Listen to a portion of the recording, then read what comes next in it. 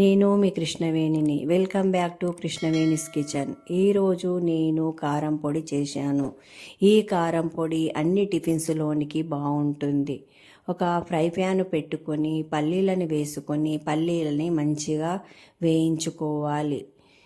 Medium ఫ్లేమ్లో పెట్టుకొని అన్నీ వేయించుకోవాలి. పల్లీలు వేగిన తర్వాత పక్కకు తీసుకోవాలి.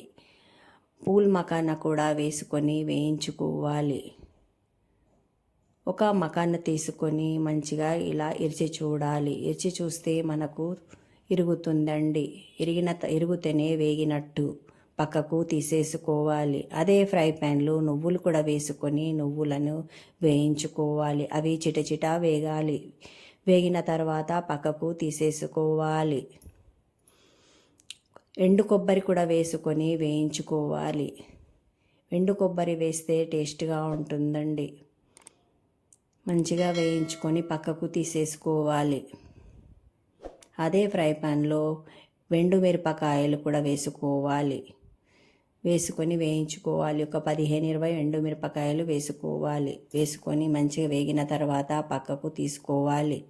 కరివేపాకు కూడా వేయించుకోవాలి. కరివేపాకు మంచిగా క్రిస్పీగా వేయించుకోవాలి. చూడండి, ఈ విధంగా ముట్టి చూస్తే చూర కావాలి.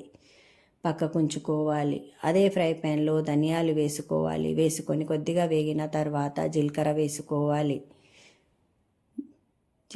మెంతులు కూడా వేసుకోవాలి. వేసుకొని మంచిగా వేయించుకోవాలి. మంచిగా వేగిన తర్వాత పక్కకు తీసుకోవాలి. అన్నీ ఒక ప్లేట్లో వేసుకోవాలి. వేసుకొని మంచిగా చల్లారనిచ్చుకోవాలి. చల్లారిన తర్వాతనే మనము గ్రైండ్ చేసుకోవాలి. చూడండి, ఇవన్నిటిని మిక్సీ జార్లో వేసుకోవాలి. వేసుకొని పసుపు వేసుకోవాలి. పొట్టుతో ఉన్న వెల్లుల్లిపాయలే వేసుకోవాలి. ఉప్పు కూడా వేసుకోవాలి. ఉప్పు ఇప్పుడు వేసుకోండి. మళ్ళీ తక్కువ అనిపిస్తే మనం టేస్ట్ చూసుకొని మళ్ళీ వేసుకోవచ్చు.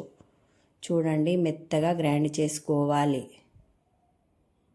చేసుకున్న కారం పొడిని జార్లో నుంచి ఎందులోనికన్నా వంపుకోవాలి. ప్లేట్లోనికి వంపేసుకున్నాను. వంపుకొని చల్లారిన తర్వాత ఎయిర్ కంటైనర్ కాంచు బాటిల్లోనికి తీసేసుకుంటున్నాను. తీసేసుకొని మంచిగా స్టోర్ చేసుకోవాలి. అంతేనండి. Thank you.